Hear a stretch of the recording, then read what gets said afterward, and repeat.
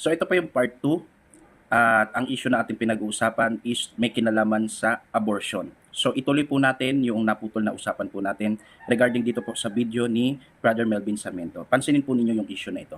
Isang competent committee, ibig sabihin maayos na committee, kaya nilang pag-usapan at pagdesisyonan yung issue na yan ng abortion. Maghaharap-iga sila sa isang pagpupulong sa Loma Linda, California. Yan o, 1971 mo ito. Kahit pa paano pinapakita ko lang yung direksyon ng pinag-uusapan. Okay? So, next, Ali. Eto, dito sa pag-uusap na ito, no, noong January 25, 1971, isang physician, Dr. James E. Anderson, who was invited to be a committee member, wrote to Elder Wilson. Ito yung pagkaalala ko, tatay ngayon ng kasalukuyang presidente ng General Conference, si Ted Wilson, kung hindi ako nagkakamali. Sangkot si ang ating mga MC officer dito. Neil Wilson to say that, eto, he had noted among the committee members those whom I feel are very logical, realistic, and would, I'm sure, approach problems like this with great discretion and much careful consideration. He went on to say that it is my firm conviction that abortions are not a religious problem with questions of moral versus immoral factors. Di ba nangilabo to ako nung binasa ko yan. Ayon dito sa sinabi nila, no? Lalo na itong si Elder hindi daw moral issue. Ito 1971 ano ho. Grabe no. Na sinasabi rito na sabi niya yung kanyang conviction o paniniwala sa usapin ng abortion, ang abortion hindi religious problem. Kalokohan to. Hindi ito moral problem. Yan ang problema pag walang background sa theology. Iniiwan ko sa iyo yung binitawang pangungusap na yun, naka-record. Ayan o. Napansin nyo, ipinapakita dito na kahit si Brother Melvin Sarmiento disagree. Hindi daw nasasangkot ang religion dito. At hindi ito moral problem. Kahit sino talaga kikilabutan. Kumbaga, yung pagpapa-abort ng sanggol is isa sa dahilan kung bakit pwedeng isagawa sa Adventist kasi wala naman daw kinalaman sa religious practices ito. Hindi nasasangkot daw yung moral na katuruan ng isang religion. Ituloy po natin. History na binasa na. Meron palang mga kapatid pa rin nung time na yun, ang mga leader natin na nag-iisip na hindi moral problem. Leader na ito pinag-uusapan natin ha. Binasa muna natin sa Biblia kung ano yung status. Hindi po ito yung kung sinong Poncio Pilato. Isa sa mga naging leader natin nung time na yun. Ano yung sinabi ng Diyos? Ano yung nakita natin doon? Di ba pagpapahalaga ng Diyos? Yes. Doon sa batang nasa loob ng tiyan ng kanyang nanay. So kung may pagpapahalaga ang Diyos na yon, moral yon. Yes, tama. Moral ho yun.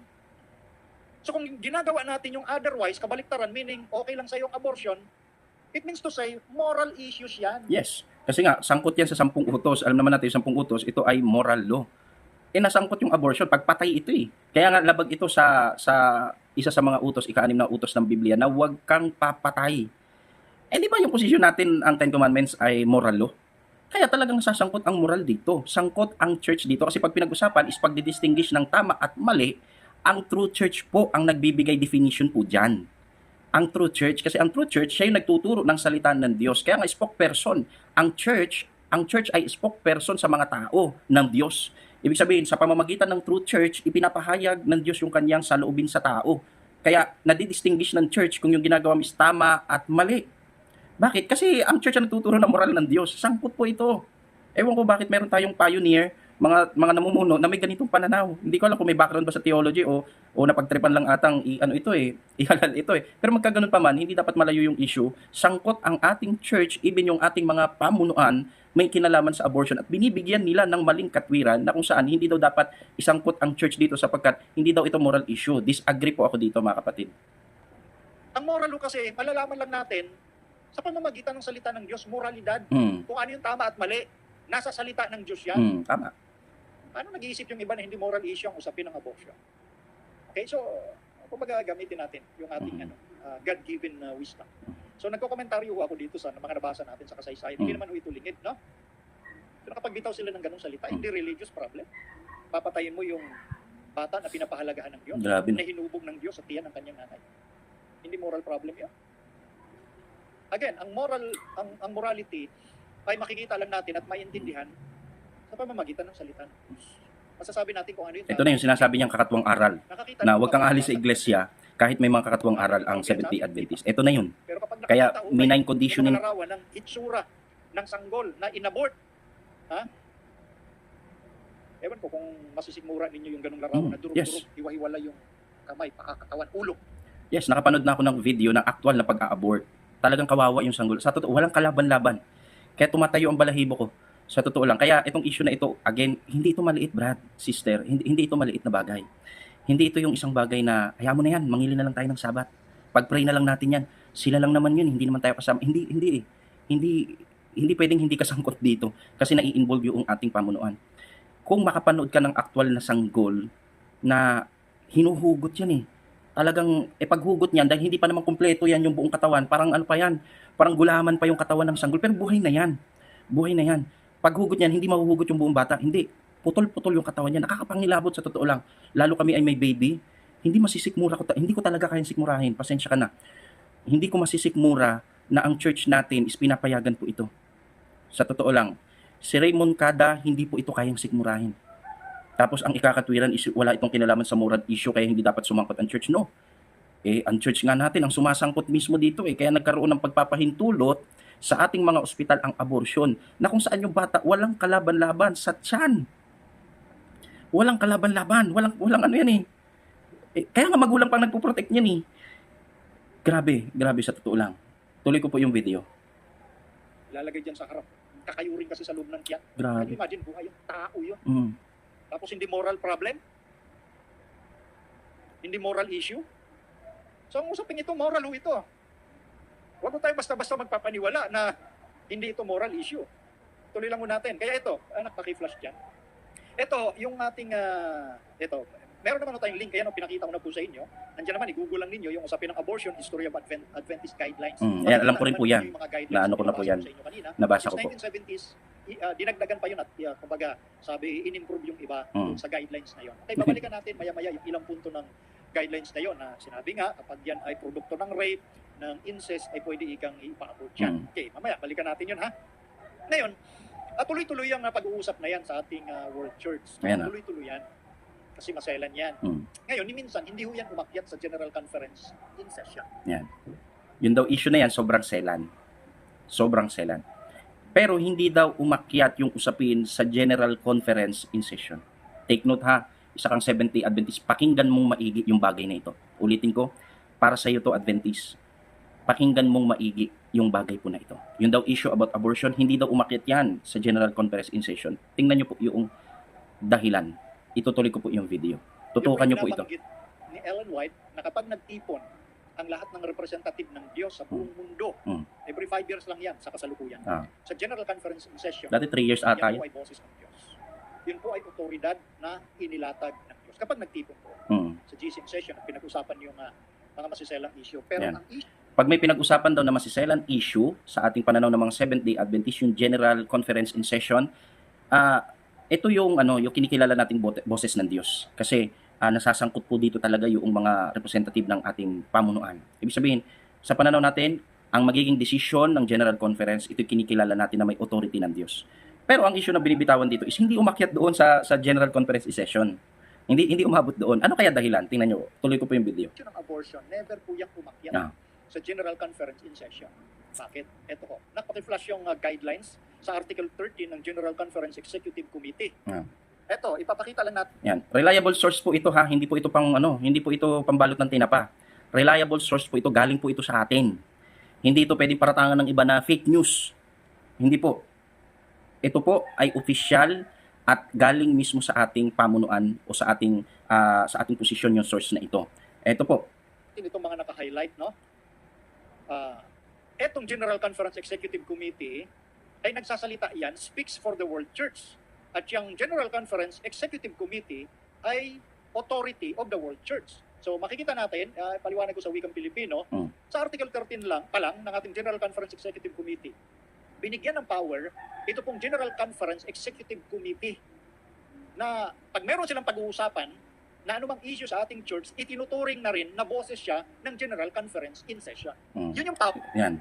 Ito, para makita po ninyo. Yung General Conference in session, na kinikilala nating boses ng Diyos ang nagiging pasya o desisyon, bumuo pa ng isang committee, tinatawag na General Conference Committee ata, kung di ako nagkakamali.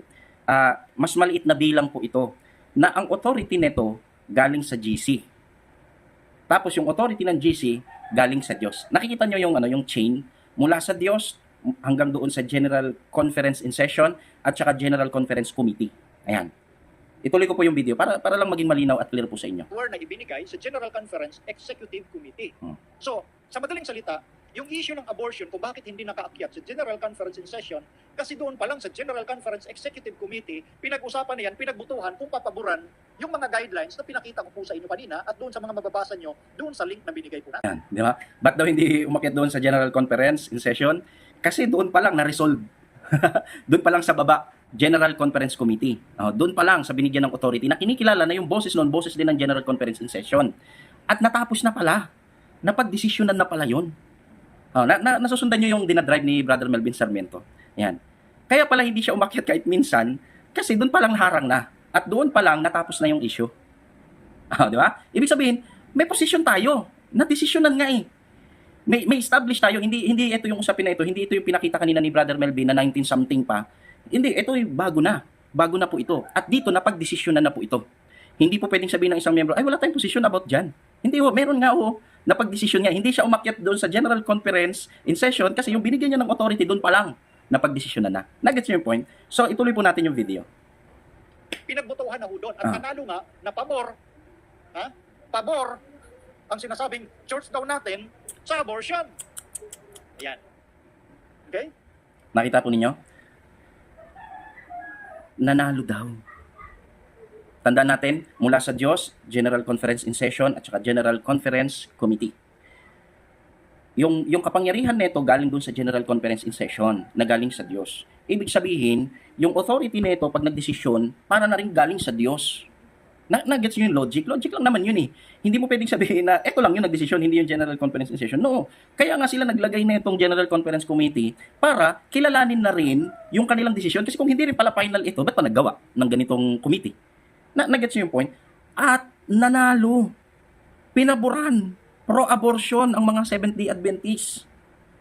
At hindi po pambalot ng tinapa, itong source galing mismo sa authority ng Seventh-day Adventists ito. Disagree po ulit si Raymond Cada. Bakit ganito yung ginawa ng church natin? Actually, medyo matagal ko na itong alam.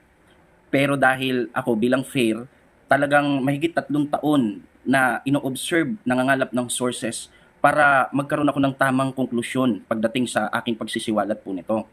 Katunayan, nakita ko yung video nito ni Brother Melvin Sarmiento. Nakita ko na pareho kami ng konklusyon, magkaiba lang yung pananaw namin sa dulo pagdating dito. So dito makikita natin na negative talaga ang naging desisyon ng Seventh-day Adventist sa pagpapahintulot sa ating mga ospital ng abortion. Talagang tumatayo balahibo ko. Hindi ko matatanggap na maging defender sa isang pananampalataya na pumatay ng libo-libong sanggol. Tagan nyo po yan sa bato. Hindi ko ho yan makakayanan. Doon na stop na ho, doon na tumigil sa General Conference Executive Committee. Dahil binigyan yun ng power ng General Conference in session na kung anong pagpasyahan nila yon, boses din yon ng World Church or General Conference in session. Nagets nyo? Ito, madali yung logic eh. Gets mo kaagad. Boses na rin talaga yon ng General Conference in session. World Church na yun nasasangkot po dito. Bakit? Kasi nga may authority yun galing sa kanila. May authority yun. Kaya kinikilala itong boses rin ng Diyos. Para tuloy lumilitaw, pumayag ang Diyos pumatay ng sanggol. Sakit. Bilang isang defender, ang sakit, hindi ko matanggap talaga sa totoo lang. Hindi ko matanggap. Matagal ko na rin talagang pinag-aaralan po ito. Pero mas nagiging totoo talaga ngayon na medyo may lakas ako ng loob na i-expose po ito. Bakit? Kasi nga po, nakikita ko na hindi mali yung aking pananaw kasi sa isang tapat na miyembro ng Adventist na malalim ang pag-aaral, ganito rin ang naging konklusyon. Pareho kami. Kaya hindi pwedeng sabihin ng isang Adventist na ako ay namamali lang ng interpretation o pagkaunawa sa issue. Hindi po. Ito mismo, si Brother Melvin Sarmiento, hindi ito bata sa Adventist, hindi ito bata na mapapaikot-ikot ng peking referensya. Hindi ho. At ang source na ito ay galing mismo sa ating mga pamunuan. Ituloy ko po yung video. Nakita nyo? Kaya ito lang ha. Gusto ko lang lawakan natin yung ating isipan. No? Pero ito po, ulitin ko lang. Ito ang church na binabaka ni Satanas. Okay? Mind conditioning ulit. Napansin nyo po, bakit kailangan sabihin ito ni Brother Melvin Sarmiento? Kasi nga maninigative ka talaga. Obvious naman kasi. Sa totoo lang. Obvious po ito. Pag ikaw positive pa rin sa ganitong pananaw, wala ka nang pinagkaiba sa baka na hinahawakan yung ilong na tinitimon kung saan gusto kahit hindi na gusto ng baka. Kailangan magkaroon ng mind conditioning sa isang miyembro, pero ang mapapaniwala dito is yung hindi masyadong malalim ang pag-aaral ng miyembro. Pero sa mga defender na tapat talaga sa salita ng Diyos, talagang obvious na ito ay mind conditioning lang. Bakit? Kasi nga negative masyado, sobrang bigat. Sobrang bigat ito. Ituloy ko po yung mind conditioning. Pero wag mo natin i-pamper yung ating mga Mm. sarili. Na kung meron nangyayaring mga issue dito, alam mo naman na may problema, pipikit ka lang, Tama. tahimik ka lang ang bibig mo. May pananagutan din mo tayo sa Diyos. Di ba? Ano ho? Gets nyo? Pag daw kinibit balikat mo na lang ito, may pananagutan ka daw sa Diyos. Ito yung ito yung gusto kong i-drive. Masakit talaga. Ako mismo, ang sakit sa kalooban. Bakit? Hindi ito pwede mong sabihin, ayaw mo na lang yan. Bahala na ang Diyos umat. Hindi ganun. May pananagutan. Sabi ni Brother Melvin Sarmiento, may pananagutan tayo sa Diyos sa bagay na ito.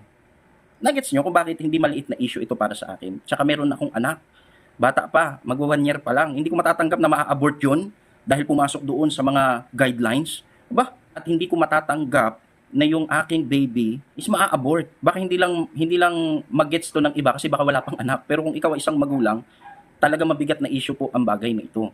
At dito ipinapakita na talagang sangkot ang ating pamunuan. Nanalo sa General Conference Executive Committee. Na yan, ito po ay galing sa General Conference in session. Na ito po, ang pasya dito, ito po ay kinikilalang boses ng Diyos. Kaya by conclusion, parang Diyos na rin ang nagbigay ng authority doon sa General Conference Committee.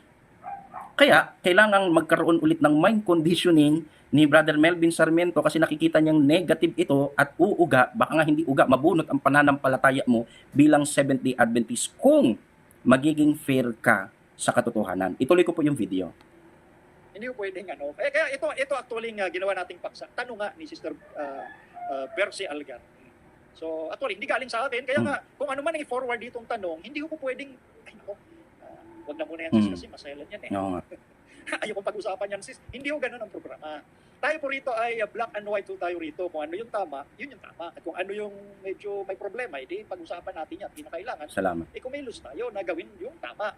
Okay? So dito, again, punta lang tayo dito sa mga patakaran na ito ngang General Conference Executive Committee speaks for the World Church at authority of the World Church. So kung anong pinagpasyahan dyan sa Executive Committee, yan ay pinapabura na rin ng World Church o General Conference session. Sino nagbigay ng power sa Executive Committee? World Church. Pero tanong, ito ba yung sinasabi ng Diyos through Ellen White? Na pag merong issue, lalo na masiselang issue, ay pwede ka na lang gumawa ng Executive Committee under the General Conference at tanggapin mo na rin yon na yun ay boses ng General Conference session. Yun ba yun? Balik ko lang po sa inyong alaala, babasahin ko po, nakapag-flash nga ulit kung ano yung sinabi ng Diyos through Ellen. Ayan. Dito, nagbibigay ng isang idea si Brother Melvin Sarmiento na kung saan, sa pananaw ba ng ating propetisa at ng Biblia, ay dapat ba daw natin kilalanin yung General Conference Committee na kung saan ang dapat na kinikilala lang natin is yung General Conference in Session. Ito yun, kumbaga parang ibinubukod niya yung authority ng General Conference Committee sa General Conference in Session. Kaya, pagka pinanood mo yung driving neto, disagree si Brother Melvin Sarmiento doon sa desisyon ng General Conference Committee at hindi niya kinikilala na authority yung desisyon na ito. Nagets niyo po? Ito yung drive ng kanyang sinasabi. Pero ang tanong, itong pinahayag ni Brother Melvin Sarmiento, ito ba talaga ang posisyon natin? Hindi ho. Ito'y pananaw na lang po ni Brother Melvin Sarmiento. Hindi po ito general knowledge sa Seventh-day Adventist. Bakit? Kasi kung titingnan natin, yung Diyos, kinikilala natin na boses ng Diyos, yung boses na ibababa sa General Conference in Session. Kinikilala rin yun ni Brother Melvin Sarmiento. Ngayon, gumawa ngayon yung General Conference in Session ng isang General Conference Committee. Mas maliit itong committee. Hindi ito kagaya ng General Conference in Session. Pero sila mismo ang nagbigay ng authority dito na kung ano yung pasya nito, yun na rin ang pasya ng General Conference in Session. Nagets nyo po ba? Ibig sabihin, hindi pwede sabihin ni Brother Melvin Sarmiento na hindi ito yung dapat pakinggan yung committee, kundi yung General Conference in Session. Kasi kung talagang ang pakikinggan natin is yung General Conference in Session, dapat kilalanin niya yung General Conference Committee. Bakit? Kasi nga, ang nagbigay ng authority sa General Conference Committee is yung General Conference in Session na ayon kay Brother Melvin Sarmiento, ito yung dapat pakinggan. Kapag hindi mo kinilala yung General Conference Committee, para mo na rin hindi pinakinggan yung General Conference in Session. Nagets niyo yung logic? Hindi mo pwede mapaghiwalayan sa totoo lang. Pero yung ginagawa ni Brother Melvin Sarmiento, yung drive niya dito is ipapakita niya na sa sulat ni Mrs. White, dapat ang papakinggan is yung General Conference in Session na unfair sa panahon. Bakit? Sapagkat sa time ni Mrs. White, wala pa naman General Conference Committee. At kaya nagkaroon yan dahil sa General Conference in session. Nagets nyo po? Hindi pwedeng gamitin to eh. Yung source ni Mrs. White para sabihin hindi dapat pakinggan yung General Conference Committee sapagkat hindi pa yun nag-exist that time. Hindi pa nag-exist that time. Nagets nyo yung point? Kaya po, eto, bigyan ko kayo ng halimbawa. Yung word na Trinity, hindi pa nag-exist that time yung word na Trinity sa first century Christian. Kaya, tayo mga Trinitarian, sinasabi natin na hindi fair na sabihin mong hindi tunay ang Trinity dahil hindi sila bumanggit ng word na Trinity. Bakit? Kasi nga noong time na yun, hindi pa ginagamit yung word na Trinity. Oh, yan ang thinking nating mga Seventh-day Adventists. In the same argue, hindi pwedeng sabihin na hindi dapat kilalanin yung General Conference Committee dahil ang sinabi ni Mrs. White, dapat General Conference in session lang. Teka muna, wala pa nga yun noong time na yun. At kaya nagkaroon ng General Conference Committee dahil sa General Conference in session. Nagets niyo po? Kaya disagree po ako dito sa pahayag ni Brother Melvin Sarmiento na ang dapat lang daw kikilalanin is yung General Conference in session, not General Conference Committee. Tuloy ko po yung video.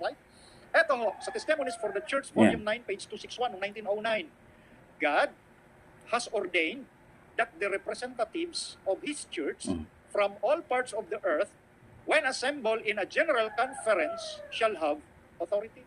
Diba? Ano ho ang sabi ng propetisa ng Diyos na ito'y galing mismo sa Diyos? Ang Diyos mismo ika ang nag-ordina na yung mga representative niya mula sa buong mundo, bawat bahagi ng buong mundo, kapag nagtipon, when assembled in a general conference, shall have authority. Magkakaroon ng authority kapag nagtipon ang lahat ng representative ng Adventist sa buong mundo sa general conference session. At ito na ngayon ginagawa natin ngayon every 5 years. Dati yearly yan, naging biennial, naging quadrennial. Ngayon naman, ito na nga, every 5 years. So, sa context na ito, ang binibigyan lang ng authority ng Diyos ay ang General Conference in session. Hindi kung ano-anong mga gagawin mong executive committee. Yan, Di ba, napansin nyo, ito yung dinadrive niya. Gusto niya sabihin na, kasi disagree, actually si Brother Melvin Sarmiento, disagree kasi sa naging desisyon ng General Conference Committee. Kasi sabi niya, hindi yung committee, kung ano ng committee na ito yung ating pakikinggan. Pero mali ito, maling thinking.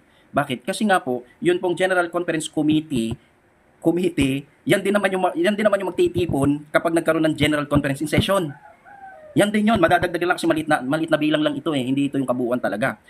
Pero ang point is, bakit may General Conference Committee? Kasi dahil sa General Conference mismo. At sila mismo nagsabi na ito'y boses rin nila. Kaya hindi mo pwedeng paghiwalayin yan. Hindi mo pwedeng sabihin na General Conference in session lang. Hindi pwede yun. Bakit? Kasi nga, yung may authority na General Conference in session, sa kanya yung galing, yung General Conference Committee na authority. Nagets? Nagets po natin? Kaya dito, disagree ako sa pananaw ni Brother Melvin Sarmiento. Kasi nga, syempre, bilang isang Seventh-day Adventist, talagang ganun, may bias ang tao. Kahit sa kanya, nag-exist din yung ganung pananaw, yung pagiging biasing. Kaya nga may conditioning na, wag kang aalis, wag kang lalabas, kasi kahit may kakatuwang aral ang Seventh-day Adventist, ito pa rin daw ang tunay. Tuloy po natin yung kanyang video. Ano ba gumawa ng executive committee? Hindi ang general conference pa rin. Sino ang nagbigay ng power sa executive committee? Hindi ang general conference diba? pa rin. Pero anong sabi ng Diyos? Sino ang may authority? Diba? Yung mga committee bang ginawa? O mismo ang general conference in session? Kaya pag-isipan nyo yan mga kapatid. Kasi para sa akin, yung linyang dadaanan mo lang kung ano yung linyang nilagay ng Diyos. Kung anong nilatag. Napansin nyo, para sa akin. Bakit hindi kasi general knowledge tong yung binabanggit niya sa part na ito? Kasi nga disagree si Brother Melvin sa naging desisyon ng General Conference Committee. Pero tandaan natin ang issue, ipinahihintulot ang abortion sa mga ospital ng Seventh-day Adventist. Hindi ito nakaakyat ang usapin sa General Conference in Session sapagkat naggawa ang General Conference in Session ng General Conference Committee, kaya dun palang nadesisyonan na at nanalo ang pro sa abortion. Ito po yun. Kaya wag po tayong malilito sa bagay na ito. Kaya disagree ako sa part na ito na sabihin wag daw pakinggan yung General Conference Committee. Bakit? Kasi nga, parang hindi mo na pinakinggan yung General Conference in Session kasi nga siya mismo ang nagki-claim na sa kanya yung General Conference Committee at yung kanya magiging desisyon na rin ng General Conference in Session. Diyos na linya. Gusto nyo maging safe? Yun Ano ang linya na lalakaran natin. Kung ano yung binigay ng Diyos, kung anong inordina ng Diyos. Balikan ko lang po sa inyong alaala, yung katatapos lang na General Conference Session natin, itong 2020. Napansin nyo, yung isang abogado doon, si Brother Jonathan Circle, ay nag-request na pag-usapan yung issue ng vaccination. Kasi nga, kagulo tayo dyan sa buong mundo. No? Ang church. Ngayon, pinigil nga lang doon at dinil ng chairman na, yun nga, ano na yan, kumbaga, masailang usapin yan, kulang na sa oras. Pero at the end, pinagutuhan at natalo nga doon na wag nang pag-usapan. Yun ay natalo. So, narespeto natin yun kasi buong General Conference Session. Pero ang point na sinasabi natin, bakit natin binalikan yun? Kasi dapat, itong usapin na ito ay inilagay doon sa GC in session, yung every 5 years nga. Kasi well represented yun at ang number one na dahilan, Diyos ang nag-ordain kasi. na yan ay may authority. Anong gagawin natin? Yung binigyan nga ng authority ng General Conference in session, dun pa lang na-block na, napagdesisyonan na. Hindi ba? Kahit paikot-ikutin neto ni Brother Melvin Sarmiento, talagang sangkot ang church dito. Sa totoo lang, sangkot ang church sa pagpapahintulot. Sinisegue ni Brother Melvin Sarmiento kasi nga disagree siya. At dahil ang nagdesisyon nito General Conference Committee at hindi yung General Conference in session, dito siya nakakakita ng butas na magpatuloy ka bilang Adventist sapagkat hindi naman daw ito nakaakyat sa General Conference in session. Diba? Madaling mapansin yung drive niya. Madaling mapansin yung gusto niyang i-point. Pero kapag ikaw ay malalim sa pag-aaral, actually, sablay ang ganitong argument. Sobrang sablay po ito. Bakit? Bigyan ko kayo halimbawa. Ang Diyos, isinugo sa Jesucristo. Sa Jesucristo, naghalal ng 12 apostol. Tanong, mababasa ba natin sa Biblia na ang Diyos, binigyan niya ng authority yung 12 apostol? Hindi. Ang nagbigay niya si Kristo. Nag-gets niyo yung point? Parang ang gustong i-drive ni Brother Nelvin, huwag niyo pakinggan yung 12 apostol. Ang pakinggan niyo si Kristo. Kasi si Kristo ang isinugo ng Diyos. Di ba illogical? Illogical, brad, sister. Illogical. Dahil yung General Conference Committee, yan po ay ginawa, hindi ni Poncio Pilato. Yan ay ginawa ng sinasabi mong may authority ng Diyos, which is yung General Conference in session. Kaya tamang pananaw, tamang moral, tamang logic na yung decision ng General Conference Committee ay boses din ng Diyos ayon sa pananaw nating mga Seventh-day Adventists.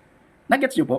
Kaya isa pa rin ang konklusyon, pinahihintulutan sa Seventh-day Adventists, ang abortion sangkot ang ating pamunuan. Yan po ang lundo po niyan. Kaya nga, ang naging masasabi nating play safe na ginawa ng GC administration, yung usapin ng vaccination, ay choice ng bawat isa. Di ba? Siyempre, baliktad yung nakikita natin, iba yung nakikita natin. Mali. Marami kong nagkakaroon ng problema dyan. So, ganun din dito sa usapin ng abortion. Hindi na dinala doon sa dapat pagdalhan. Yan na, pinapakita ko po sa inyo.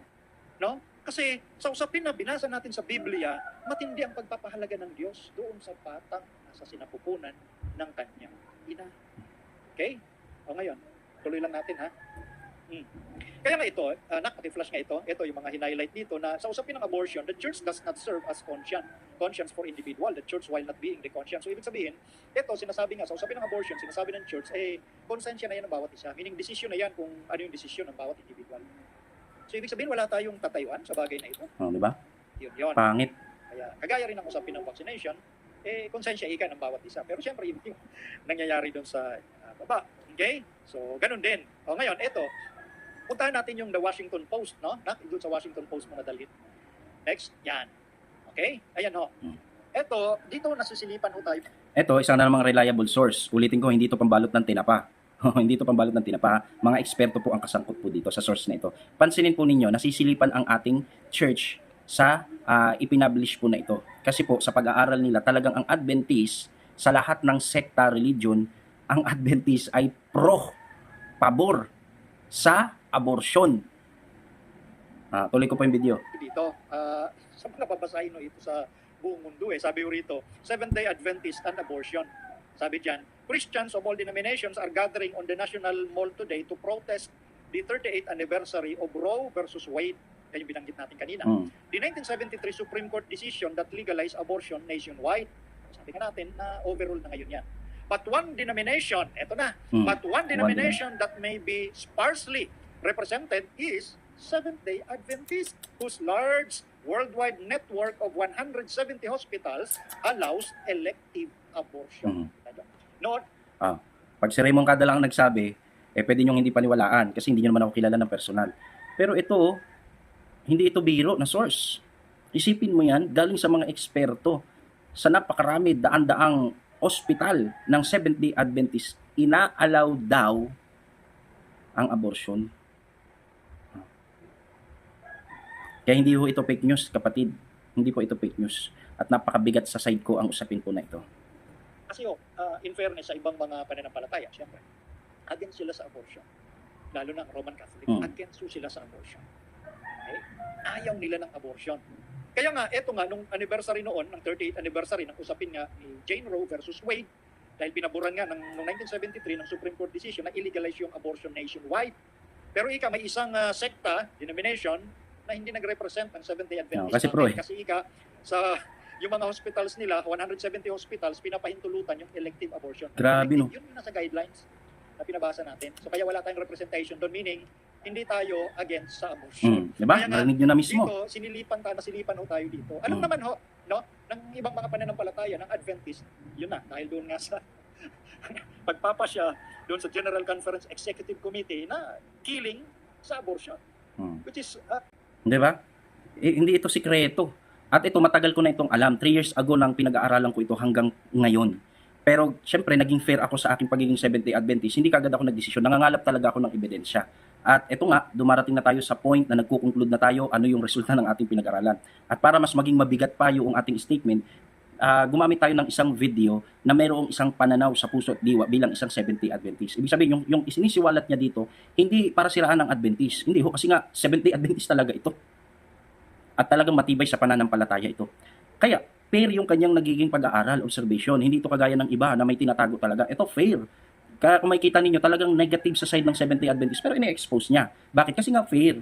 Fair.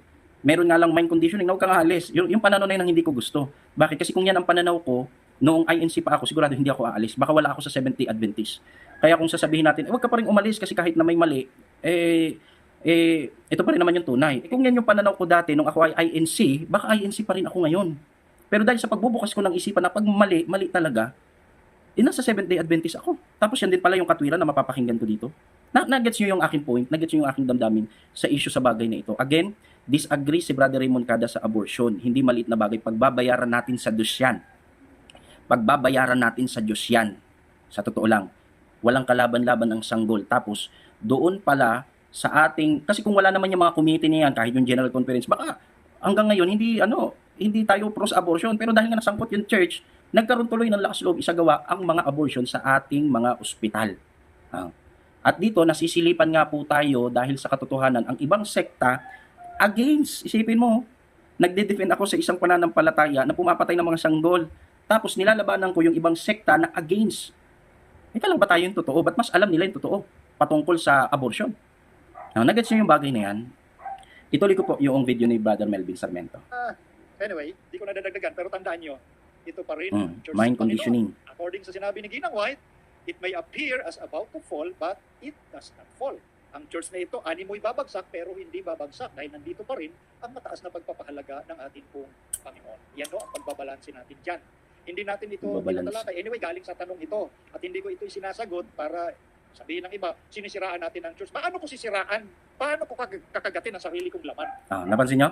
Ito yung reaction talaga. Paano ko sisiraan? Paano ko kakagatin yung sarili kong laman? Kasi nga, talagang negative ito. Naging tapat siya sa pag-expose. Naging tapat si Brother Melvin sa pag-expose nito. At ang intention niya talaga dito, hindi para siraan ng Adventist. Kaya tamang-tama na gamitin ko itong source na ito para magkaroon ng tamang konklusyon na tama yung aking naging pag-aaral talaga. Ng Seventh-day Adventist, sangkot ang ating pamunuan, sangkot ang ating mga ospital, marami pong pinatay na sanggol. Puro sa abortion. So para hindi ka manghina sa pananampalataya, may mind conditioning. Huwag kang aalis, ito pa rin ang tunay. Sakit. Sobrang sakit sa side ko ang bagay na ito. Sa totoo lang.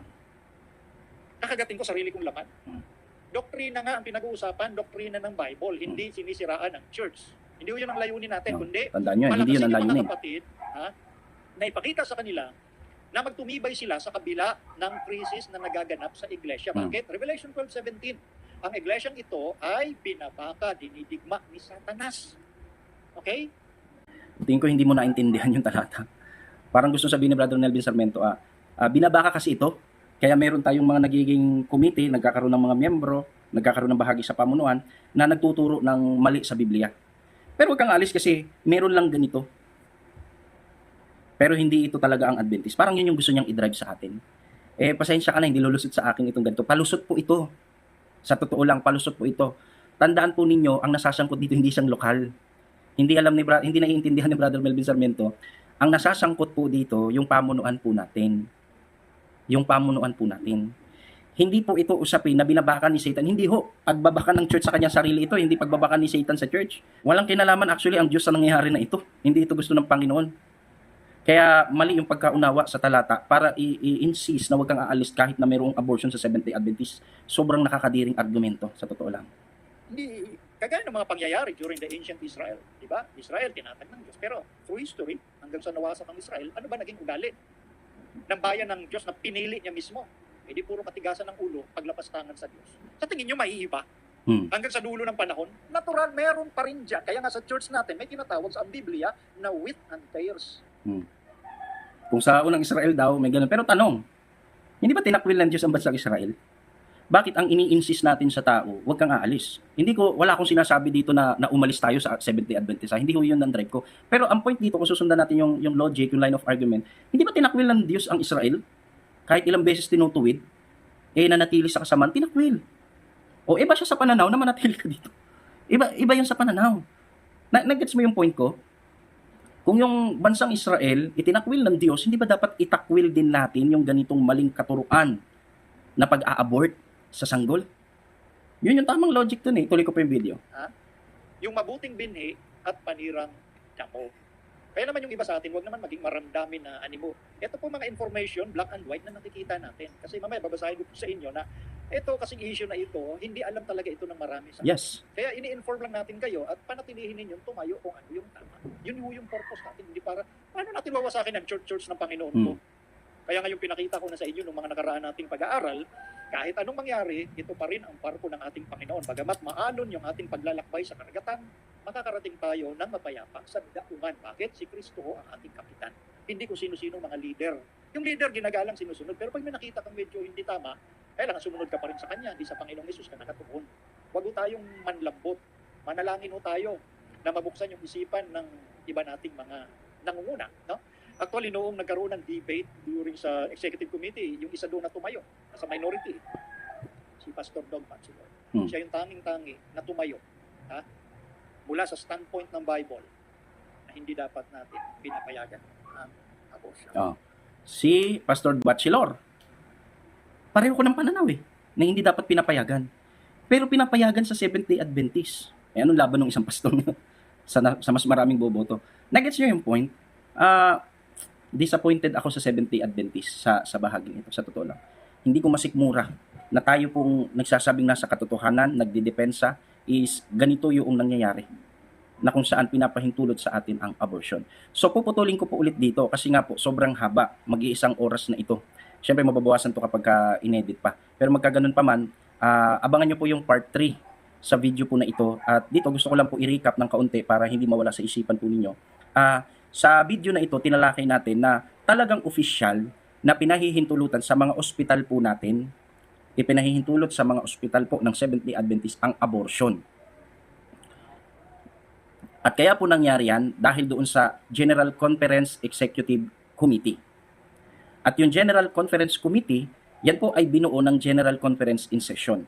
Na yung decision po diyan, kinikilala po natin na boses ng Diyos. In that sense, sa tamang logic at pananaw, yun pong boses ng Diyos na ipinagkaloob doon sa General Conference in session, dahil siya rin po yung bumuo ng General Conference Committee, ito talaga ang official belief na Seventh-day Adventist. Hindi pwedeng sabihin, huwag yung pakinggan yung committee na yan, dapat yung General Conference in session lang. No. Bakit? Kasi kung talagang kinikilala mo yung General Conference in session, kikilalanin mo yung General Conference Committee. Hindi mo mapaghihiwalay yan. Kaya kung mapapansin po ninyo, nagkakaroon ulit dito ng mind conditioning si Brother Melvin Sarmiento para medyo mahilot. Kasi nga baka pagbalingan siya ng mga miyembro ng Adventist na naninira. Kaya sabi niya, hindi ko masasakmalin yung sarili kong laman. Kaya dito nakikita natin yung pagiging fair. Tapat talaga. Hindi ang intensyon nito sirain ang Adventist. At yung video na to ay nagpapakita naman na tama talaga yung mahigit 3 taon na pagsusuri ko sa issue na to ng Seventh-day Adventist based sa mga reliable sources pinahihintulutan ng abortion. Again, si Raymond Cada disagree sa Seventh-day Adventist Church na nagpapahintulot ng abortion. Isang sanggol na walang kalaban-laban pinapayagan sa atin. Hindi makaya ng konsensya ko lalo't ako'y merong anak na wala pang 1 taon. Sobrang sakit po nito, hindi ko matanggap na yung church na aking dinedepensahan is nalalabag yung ika-6 na utos na huwag kang papatay. Dito pa lang, talo na tayo sa laban. Kaya mahirap tanggapin sa side ko na maging defender sa isang pananampalataya na kakampi ni Satan pagdating sa pagpatay ng buhay. So abangan nyo po yung part 3 ng video na ito at muli natin ipagpapatuloy yung video ni Brother Melvin Sarmiento.